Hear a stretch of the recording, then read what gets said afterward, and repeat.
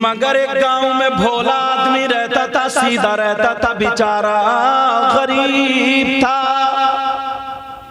उसने मारा और मारने के बाद कत्ल का इल्जाम उस भोले के गले में लटका दिया। हाँ, समझे? और कहा अगर जिसने बता दिया तो वो भी गया काम से। पूरे गांव ने डर के मारे गवाही दे दी कि हाँ इस सीधे नहीं मारा। अब बेचारा उसने हाथ तक नहीं लगाया, उसने कभी कोई कुत्ता नहीं मारा, कभी कोई गीदड़ नहीं मारा, उसने बहुत ज्यादा सीधा था। मगर इल्जाम लगा दिया जनाबे वाला के इसने कत्ल किया है। अब जब फैसले का नंबर आया, यहाँ तक के सूली पे चढ़ा दिया। गरीब आदमी को बेचारे का कोई पुरसाने हाल नहीं है, पूरा गांव जान रहा इसने नहीं मारा मगर मरवा दिया। बेचारा गरीब की कोई पूछी नहीं रहा है। कुछ दिनों के बाद जब वो मर गया तो एक शख्स ने कंबल ओढ़ा और मस्जिद में जाकर के अल्लाह की बारगाह में कहने लगा, मैं दुनिया के बादशाह की नहीं, तू तो बादशाहों का बादशाह है। अल्लाह तू भी जानता मगर तूने इंसाफ क्यों नहीं किया। पत्थरों की बारिश कर देता अल्लाह, पूरा गांव जानता है मगर तू कैसा बादशाह। रो रहा, दुआएं कर रहा। आधी रात गुजर गई, पूरी रात रोता रहा। उसके अंदर हिम्मत नहीं थी मगर कोई उसकी सुनने वाला भी नहीं था। अब जरा तवज्जो करो प्यारे, एक दिन नहीं, दो दिन नहीं, 7 रातें गुजर जाती हैं रो रो करके। वो नेक बंदा था। अब आवाज आ जाती है, मेरे बंदे परेशान मत हो, मैं इंसाफ करने वाला हूँ मगर याद रख इसको जो फांसी हुई है वो भी सजा हुई है। इसने भी एक का कत्ल किया, इसने भी मारा एक को सीधे ने। अब वो कहने लगा यार इसने तो कभी कुत्ता नहीं मारा, बकरी कान पे बोलती है, बकरी को नहीं मारा। इतना बड़ा सीधा कहने लगा या अल्लाह मैं तो इसे बचपन से जानता हूँ, बेचारा नमाजें पढ़ता है, कभी बाहर भी नहीं गया, रोजे भी रखता है, बेचारा किसी की लड़ाई में नहीं आता, बीच में नहीं आता। ये तो इतना सीधा बिच्छू को देख के डर जाता, इसने किसको मारा का बोला, ऐसा कैसे हुआ। मेरे अल्लाह ने कहा अगर तुझे सुनना तो सुन ले। अब उसे कश्फ हो रहा है, इंकिशाफ हो रहा है। अब वो बैठा, 7 दिन से ज्यादा गुजर गया। अब उसने क्या किया? बोले इसने कत्ल किया, इसने मारा, इसको जो फांसी हुई है वो भी सजा में। कहा मौला वो कैसे? कहा सुनो, एक दिन बारिश हुई, आज भी बारिश होने वाली है, अल्लाह जो चाहेगा वो करेगा। बारिश का जी परनाले बह गए, परनालों में पानी, नालियों में पानी बहने लगा। का एक चूंटी अपने बच्चों के लिए ग़िज़ा का इंतजाम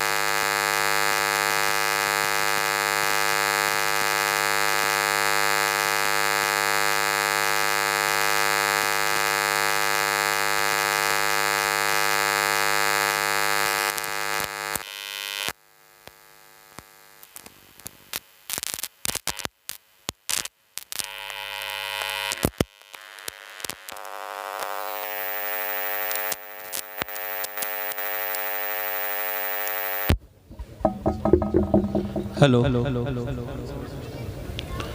आप लोग तशरीफ रखें। क्या इतने लोग जनरेटर स्टार्ट करने गए थे?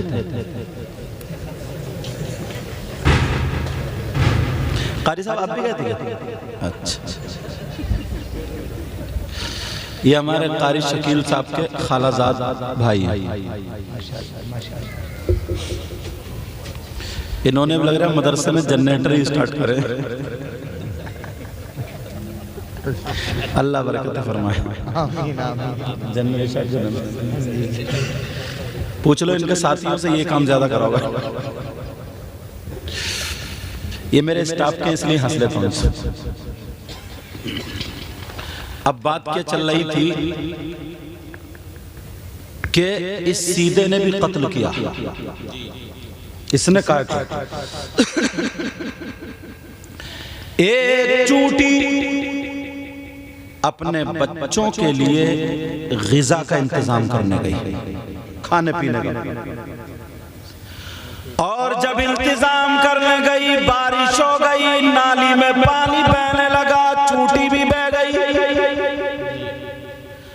अब चूंटी पुकार रही है, मौला मेरे छोटे छोटे बच्चे रह गए, ऐ अल्लाह मेरी हिफाजत फरमा, मेरे मौला मेरी हिफाजत फरमा। चूंटी पुकार रही है, मौला मुझे बचा ले। अल्लाह ने इतनी ताकत दी उसको, इतनी ताकत दी, मगर चूंटी की पुकार कोई इंसान नहीं सुन पा रहा, कोई जानवर नहीं सुन पा रहा, मगर अल्लाह तो सबका खालिक व मालिक है, वो तो हर एक का परवरदिगार है। अल्लाह ने सुन लिया, चूंटी को इतनी ताकत दी, उसने परमारे परमारे परमारे, और वो धार से निकल के एक पेड़ का पौधा जो था, दूब घास वगैरह थी, उसका सहारा लेके उस पे चढ़ गई। और ये सीधा नमाज पढ़ के आ रहा था, ये भी वहीं बैठ गया, नाली में खेलने लगा। नाली में खेलने लगा। इसने चूंटी को देखा, अब मजा लेने के लिए वो पौधा तोड़ा, घास का टुकड़ा तोड़ा और चूंटी को बहा दिया। अब चूंटी को बहा, चूंटी कह रही ऐ अल्लाह मुझे इस जालिम से बचा ले, ऐ अल्लाह मुझे इस जालिम से बचा ले। चूंटी फिर पुकार रही अपने मौला को, मेरे मौला मुझे बचा ले। अरे यार जान तो सबकी जान है, जान तो हाथी की भी है, तुम्हारी भी है, मेरी भी है, चूंटी की भी, और सबका खालिक और मालिक कौन है? अल्लाह परवरदिगार है सबका, खालिक और मालिक। अब चूंटी कह रही है मौला मेरी हिफाजत कर ले, ऐ अल्लाह मेरी जान बचा ले, मौला इस जालिम को यहाँ से हटा दे। मगर चूंटी को अल्लाह ने जब ताकत दी तो हाथ पांव मार के चूंटी फिर वापस आ जाती है, वो किनार पे आ जाती है। मगर इस शख्स ने जिसको सीधा समझ रहे थे, इसने फिर चूंटी को ढकेल के धार में कर दिया, उस तिनके से पकड़ के धार में कर रहा। चूंटी चीख रही है, चिल्ला रही है, ऐ मौला इस जालिम से मुझे बचा ले।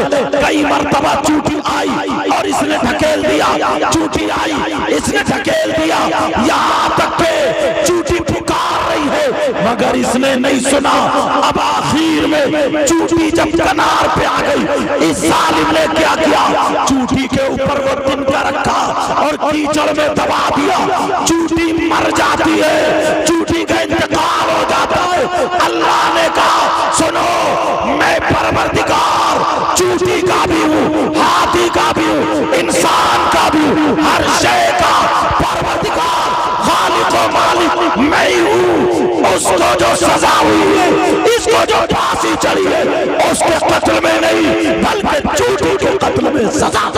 नारे तकबीर, नारे रिसालत, नारे हैदरी, नारे गौसियत, मसलके आला हजरत हुजूर सैयद मुकीमुर रहमान साहिब। छोटी बातों पर कभी तुमने गौर किया, अपने आप को देखा, कितने कारनामे किए। किसी बूढ़ा है बुजुर्ग, उसे इतना ढंग नहीं, इतना तमीज नहीं। अभी प्रोग्राम चल रहा, कोई हड्डी बच गई, कोई बोटी बच गई, कोई झूठन जाटन बच गई, घर वाले एक तरफ लौट देते इसलिए कि पाँवों में ना आए रिस्क। कोई कुत्ता आया खाने के लिए, घर वाला उसी में पत्थर मार रहा। अरे कोई बूढ़ा आया लठ लेकर कुत्तों को रपटा रहा। तुम खाओगे क्या वो खाना? अरे क्या तुम्हें खाना क्या? कभी सोचा कितने लोगों के पेट पे लात मारी है? कभी सोचा कितने लोगों पे जुल्म किया है?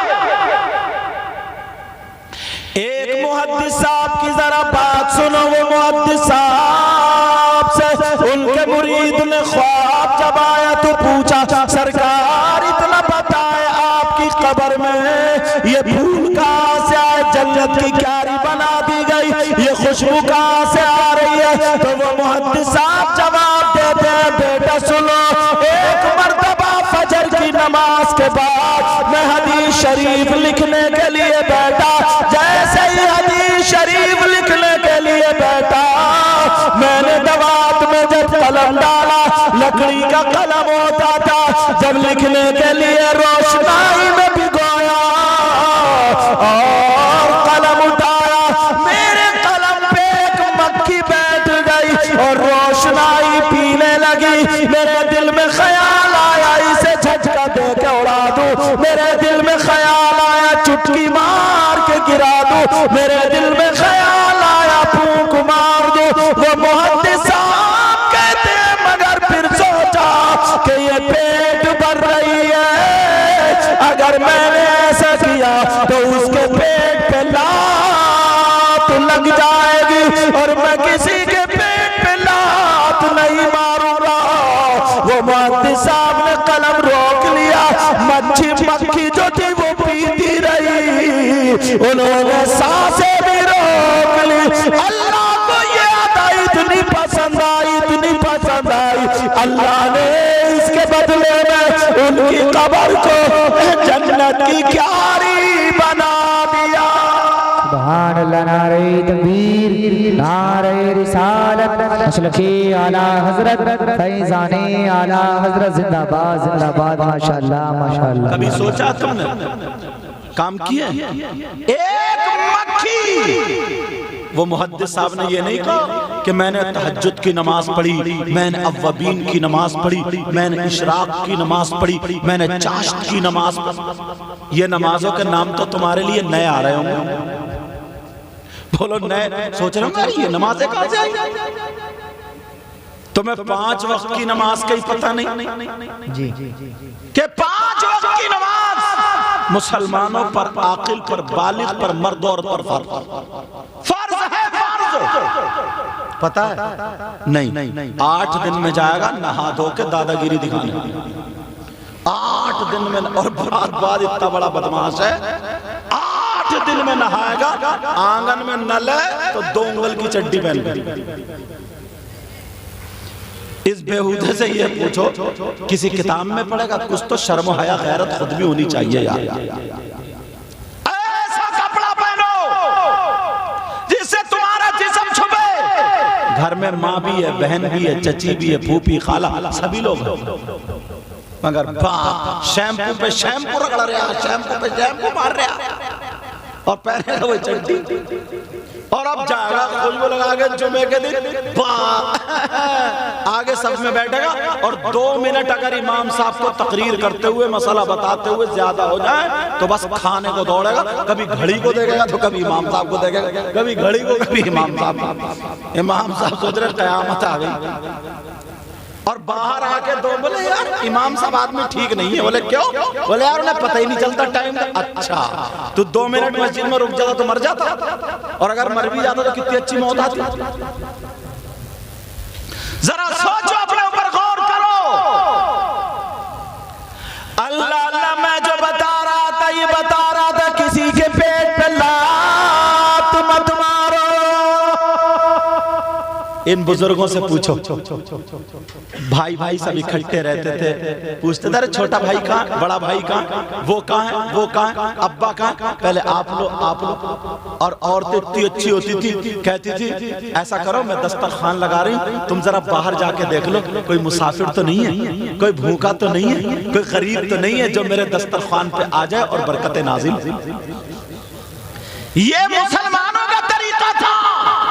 और आज सगे दो भाई घर अलग अलग, एक ने खेत में बना लिया, एक ने इधर। अब अगर बड़ा भाई ना आ गया धोखे से खाने के टाइम, तो बस बीवी का भी चेहरा काला, पेट में आग लग गई, फेफड़े खराब, हसद करते करते किडनियां गल गई, समझे। अब जब देख ले खाने के टाइम आया ही क्यों सगा बड़ा भाई। अब मालूम है बीबी क्या करती है, देखती रहेगी, देख जैसे ही देखो एक ही चुस्की में अंदर, एक ही अच्छा ये भी चुस्की खूब समझता है, अंदर ले जाके खाना खिला के बिठाल के अब सोफे पे आके और बताओ बच्चे बच्चे कैसे हैं, खाक पूछ रहे तू, सगे भाई से बचा रहे फिर बरकत होगी। सगे भाई के लिए दिल में मोहब्बत नहीं तो फिर बरकत कहां से होगी। और हजरत हद हो गई है, माफ करना, ये माँ है माँ जिसने 3 बेटों को जन्म दिया है, ये बाप है जिसने 3 बेटों को पाला है, यही माँ बाप जब शादी कर देते हैं, जब बूढ़े हो जाते हैं, बड़े की शादी हुई वो भी अलग चला गया, बीच वाले की शादी हुई वो भी अलग चला गया, छोटे की शादी हुई वो भी अलग चला गया। मैं पूछना चाहता हूँ, अरे माँ को कौन खिलाएगा, गांव का प्रधान खिलाएगा, माँ बाप को तुमने टुकड़ों पे डाल दिया है, कभी बेटी के यहाँ खा रहा तो कभी बेटे क्या करो।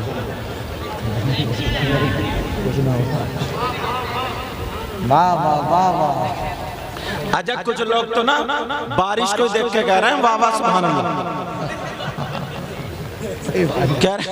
सोच रहे हैं जान बची तो लाखों पाए, खैर से बुद्धू लौट के घर को आए।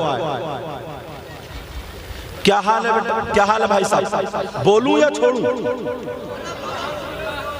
अम्मा अपनी बेटी के घर दामाद के यहाँ टाइम गुजार रही है, कभी छोटी बेटी के यहाँ, कभी बड़ी बेटी के यहाँ, और बेटे अपनी बीबियों के लेके तो पड़े डबल, कोई ऐसे टाइल्स लगी हुई है, पत्थर लगा हुआ है, सारे कुछ लगे हुए हैं, सब कुछ लगा हुआ है, समझे। और नाम बरी का नाम आ जाए तो पैसे पैसा लुटा रहा, और अम्मा ठोकरे खा रही है, चश्मा लाके नहीं दे सकती, अम्मा ठोकरे खा रही है, एक दुपट्टा नहीं मिल सकता, अब्बा बेचारा पाँव कुल बुला रहा, हाथ पाँव ऐसे मार रहा, दर्द है, और अगर कोई पीर आ जाए तो हाथ पाँव दबाते दबाते उसका गोश्त पुलपुला कर दिया,